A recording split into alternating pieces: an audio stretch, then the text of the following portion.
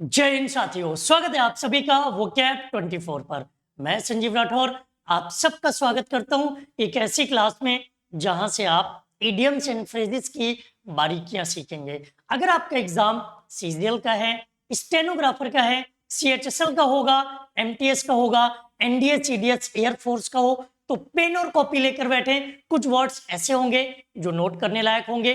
Class को अंत तक देखने के बाद इसका पीडीएफ वोकैब 24 एप्लीकेशन से जरूर डाउनलोड करें। साथ ही साथ वोकैब 24 चैनल को सब्सक्राइब करें। आपको लेकर चलता हूं मैं आज के पहले वर्ड की तरफ। पहला वर्ड है वाइन एंड डाइन। जब आप किसी को खाने पर बुलाएं और उसके लिए अलग अलग तरह के व्यंजन बनाएं, अलग अलग तरह की रेसिपीज बनाएं और साथ ही साथ पीने की भी व्यवस्था करें तो ये आपके लिए थोड़ा महंगा खाना हो जाता है। हम कह सकते हैं वाइन एंड डाइन मतलब when somebody is treated to an expensive meal. किसी को बहुत महंगा खाना खिलाना पड़े, किसी को बहुत कॉस्टली खाना खिलाना पड़े, उसके लिए इस वर्ड का यूज करते हैं। Dance to someone's tune. जैसा रिदम बदले, जैसी ध्वनि बदले, वैसे ही आपके मूव्स भी बदल जाएं। आपके मूव्स एकदम से चेंज हो जाएं, आप तेजी से घूमने फिरने लग जाएं। इसे इंग्लिश में एक वर्ड से जानते हैं एजाइल। इसके लिए अगर एक वर्ड देखें तो क्या यूज करेंगे? वर्ड यूज करेंगे एजाइल और इसको इडियम्स में कहेंगे we engaged in an energetic activity. आप अचानक से तेजी से मुड़ रहे हैं, इधर मुड़ रहे हैं, उधर मुड़ रहे हैं। अभी देखना अगले हफ्ते फुटबॉल वर्ल्ड कप है, कैसे खिलाड़ी इधर नाच रहे उधर नाच रहे, तो उसे कहते हैं एक वर्ड के रूप में एजाइल, इडियम के रूप में डांस टू समवन्स टून और मीनिंग देखें तो we engage in an energetic activity, leave no stone unturned. कोई ऐसा काम करना हो जिसको आपको पाना ही पाना है। यहां पर सफाई करनी है, हर पत्थर हटाना पड़ेगा, कोई भी पत्थर आप वहां नहीं छोड़ सकते। मतलब यहां पर सफाई करने के लिए आपको हर संभव प्रयास करना पड़ेगा। Try everything possible. सरकारी नौकरी पाने के लिए आपको हर संभव प्रयास करना पड़ता है, हर तरह की मेहनत करनी पड़ती है। अगला वर्ड है to air dirty lining in public. किसी चीज को प्रदूषित करना, किसी चीज को गंदा बनाना। आपका प्राइवेट मैटर है और उसे आप पब्लिक में उछालना शुरू कर दें, पूरा माहौल गंदा हो जाएगा।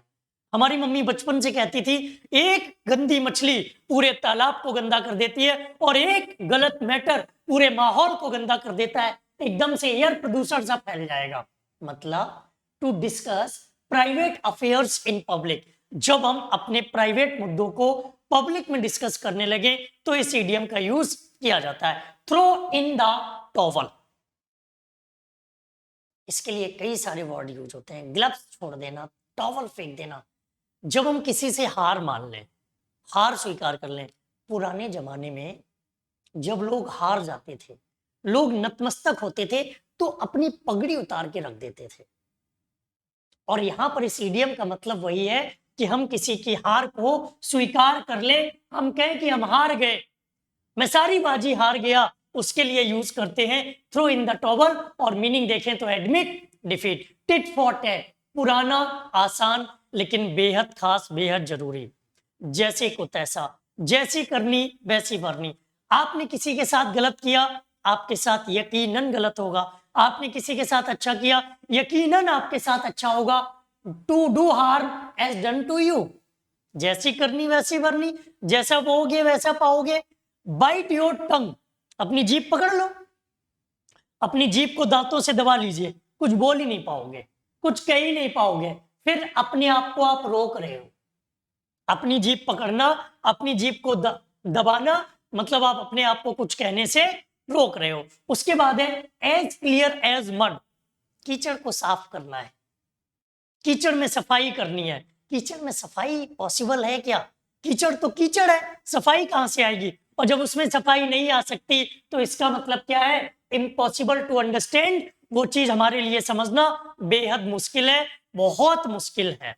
अगला है स्पिल द बीन्स। इसे नोट करो, पहले ही बोल दिया था कि पेन कॉपी लेकर बैठना, जो इंपॉर्टेंट वर्ड्स आएंगे उनको नोट करना पड़ेगा।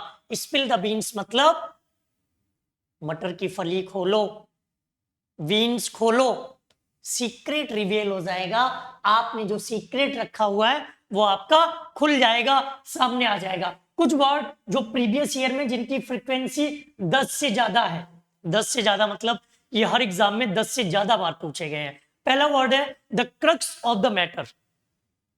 Crux of the matter, crux एक यामा गाड़ी आया करती थी, क्रक्स एक बच्चों के खाने पीने का सामान भी आता है।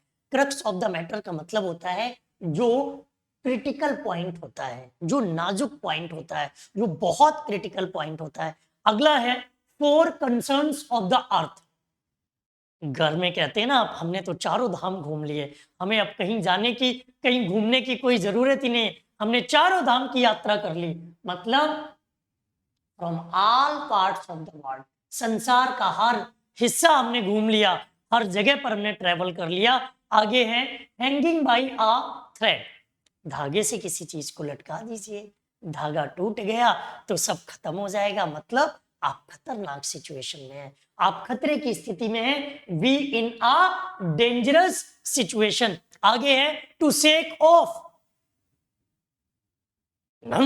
मच्छर जब सामने आ जाता है ना ऐसे उड़ा देते हैं, कुछ तो ऐसे पकड़ के मारने की कोशिश करते हैं, कुछ तो ऐसे पकड़ के मारने की कोशिश करते हैं। टू शेक ऑफ मतलब किसी चीज से छुटकारा पाना, किसी चीज से दूरी बनाना, किसी चीज से हट जाना। भैया हमारे बस की बात नहीं है ये, अब इससे दूर हट जाएंगे। गोइंग ओवर वंस हेड, कोई कठिन टॉपिक ले आए हम, कोई ऐसा टॉपिक ले आए जो आपको आसानी से समझ ही ना आए, जो आपको जल्दी से समझ ही ना आए।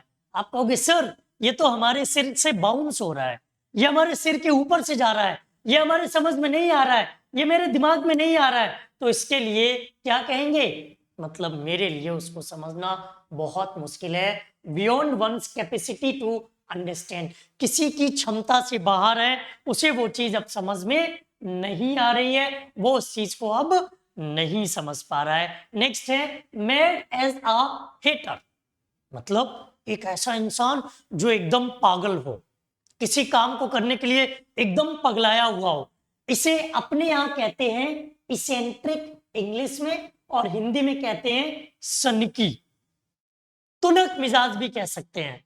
सुपरस्टिशियस ये लिखने लायक वर्ड है क्योंकि इनसे वन वर्ड बनते हैं अंधविश्वासी।